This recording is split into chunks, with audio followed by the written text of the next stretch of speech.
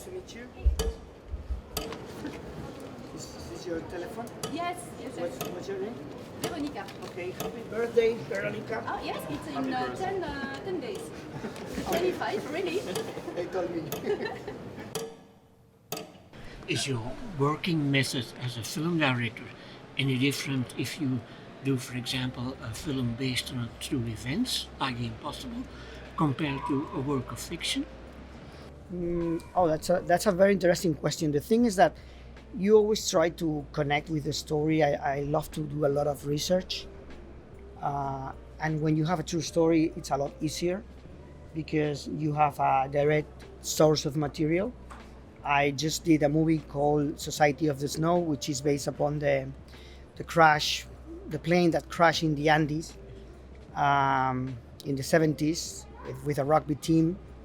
And I've been working in that film in contact with all the survivors every day of the shoot. So that gives you the source of material that you're looking for when you're working in a film. If it's not a true story, the kind of research that I do is different. But to me, it's all about getting as much information as I could, and from there, use it in a way that can enhance the story that you are telling. And what is the difference between making a movie in your own country and making a movie in the United States with the big studios? And what is the difference? Well, there is a difference. I mean, when I got into Jurassic World, I knew that I was at the service of a franchise. There were 4 movies before, 3 directors, and I sat down with some of them, and I put my skills at the service of the franchise. At the same time, if you want to do, if you want to be at your best, you need to put yourself in the story. You need to somehow enrich the material with yourself. I mean, that's the only way that I know how to give my best in a story. And I had the chance, and I was lucky enough to keep my tone. It's funny. It's probably the weirdest Jurassic World movie ever done. I mean, it looks like a fairy tale sometimes, like a horror film. And actually, I was supported by some of the filmmakers. I remember talking to Steven Spielberg. He was very happy that I was able to find a way of putting my stamp on it. Or talking to the composer, I remember that we were recording the score, and I remember telling him, this looks like the score for Dracula, not for a Jurassic movie. And he said, great, this is what you did. This is exactly the movie that you did. And in that sense, I feel lucky that I was supported by some of the filmmakers that were along with me in that sense. I really love your cinema because it tells our childhood, our feelings. I love it because in each movie there is family and love, and it's important for you, I think. Yeah, I think somehow emotion is a very important tool to me. When I talk about following intuition, most of the times this intuition, it's following something that to me connects with the most emotional aspect of the human psychology, you know. I think to me that's very important. But I don't follow a plan. It's just like, it's funny, every time you do a film, you know that there is something that is guiding you, and you don't know really what it is, and you find out when you're doing the film. Something that I think interesting in Midnight Calls are that the stories are narrated with a strong graphic point of view, and it seems essential for you to place art as a way of emotional happiness, and also the ideas of framing, like there are open windows to fictions. How did you come up with those really evocative ideas? That comes first from intuition and then the research. It's like having a dream, and then you read about what was the meaning of the dream. And when you read about it, then you can enrich, you can enhance the visuals of that dream because you know what the dream was about. But to me, first is the dream and then is the interpretation of the dream, you know. And also to me, visuals are a very important tool. I like to think that the movies could be comprehend without the volume, like with no sound, you know, because that's the way when you really connect with the media, you know. There's so much cinema right now on the big screen that feels like television, that you disconnect the sound and you don't understand anything because it's all on blah blah blah, you know, or the camera doesn't tell you the story really. And to me that's very important, and to me that's what movies are about. And you can watch television nowadays that feels like some television feels like movies because they spend more money and there are filmmakers working on it. But to me, visuals and the way you tell the story with the camera are very important in order to tell a story. About television, how did you feel in the first place to begin with the universe of Tolkien with the Ring of Power, and after, how did you feel about some of the mixed criticism about the TV show in general?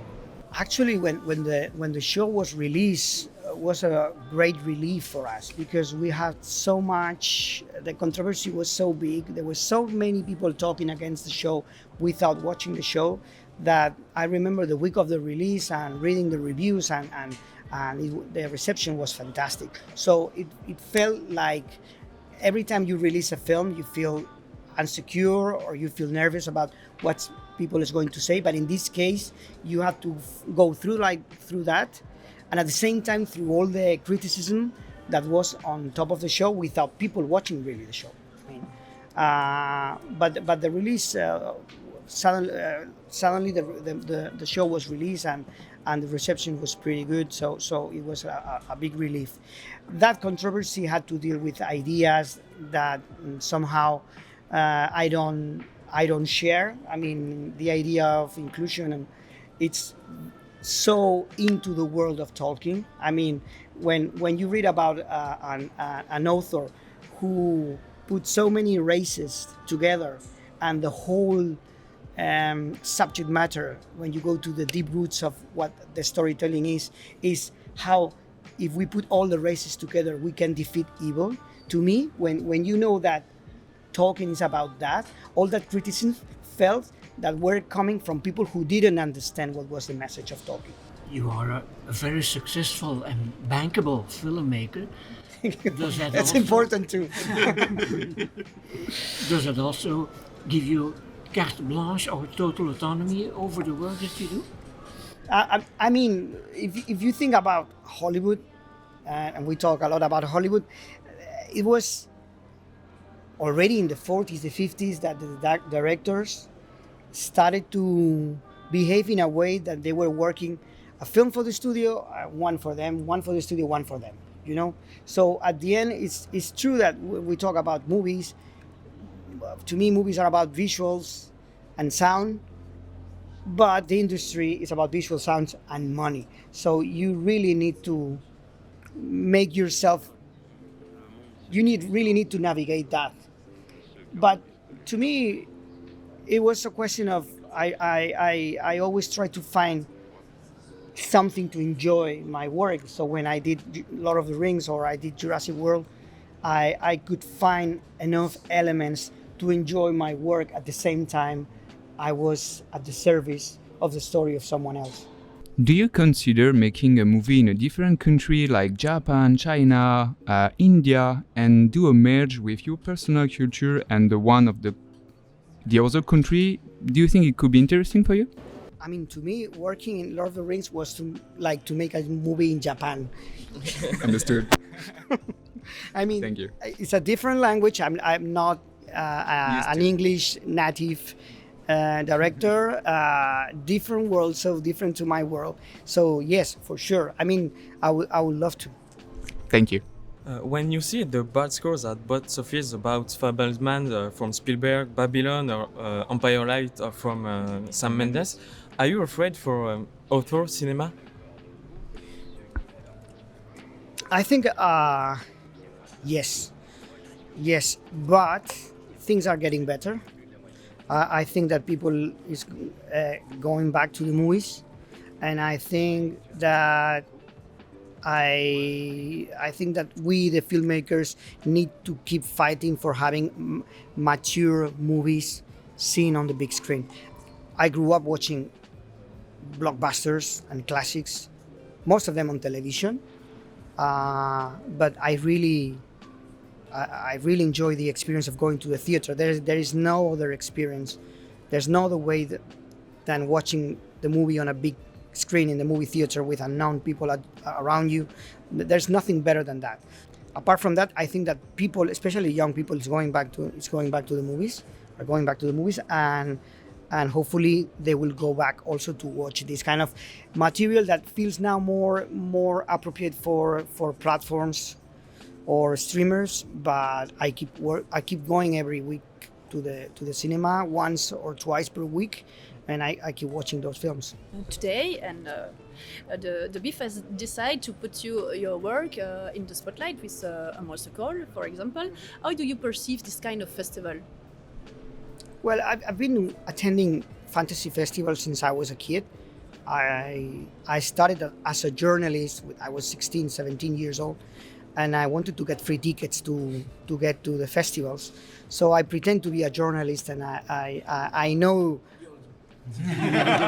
Yeah, sure. I remember that when I introduced for the first time the orphanage in Sitges, which was a festival I was attending to, I dedicated that screening to all the people who got into the screening without paying, because that's the way, So I think these festivals are very important to keep the genre alive. I think audiences are a very important piece of what this cinema means, and I think these festivals are very important to keep the genre alive. Actually, The Orphanage probably wouldn't be possible if I wouldn't have met Guillermo del Toro once, me as a journalist, making him questions and suddenly becoming friends, and like 3-4 years after that, he was producing The Orphanage. So this was possible because of that festival, and these festivals, in that sense, are like a very important piece in that. I spot a thematic in your movies, reference to lost children. Is it a subject touching you personally? Yeah, not consciously. I mean, I've always choose the movies that I do more followed by intuition. To me, intuition is one of the most important tools that a director has, and in that sense, I never plan what's going to be my next movie in a way that feels to prepare. To me, intuition is always like a great deal in choosing my next film. Also, when you choose your next movie, you're very influenced about the previous one, because the previous one leaves your spirits in a way that probably I will never be able to choose what's going to be my next movie without finishing the one I'm doing at the moment. Sir, I'm sure you are aware of the new tools developed by OpenAI like ChatGPT or Midjourney. Do you think it can be useful for your work as a director? I think it's too early now to think about it. I'm not very familiar with that. The things that I heard, to me, feel like a more sophisticated way of doing things that are already we are doing. I mean, in a sense that just 5 minutes ago, somebody showed me like a song sung by Michael Jackson, and it's very impressive. But I mean, there are so many impersonators of Michael Jackson all over the world that doesn't feel surprising to me. I mean, I've seen that before. I think is what the whole artificial intelligence is going on that feels unknown to me, and this is where you can be more aware or worried about what's going on in the future, but I don't have enough information to talk about it. Okay. So about next movies, there is a big license, so you wanna work about or? Well, I did Jurassic World after I did 3 movies in my own country. That was The Impossible, The Orphanage, The Impossible, and Monster Calls. And after doing 3 movies in my own country, I decided to say yes to Hollywood. I was offered to do films in Hollywood even before The Orphanage, and I was attracted to the idea of going there and see what would happen, and also the idea of working with Steven Spielberg felt fantastic to me because he's been a big influence to me. So that was the reason I decided to do Jurassic World. So your cinema, as well as the episode of series Ronde, always have closeness with fairy tales from a narrative point of view. What fascinates you about this kind of narration? I think that fairy tales somehow they keep the knowledge of this way of connecting with the audience when you are very young.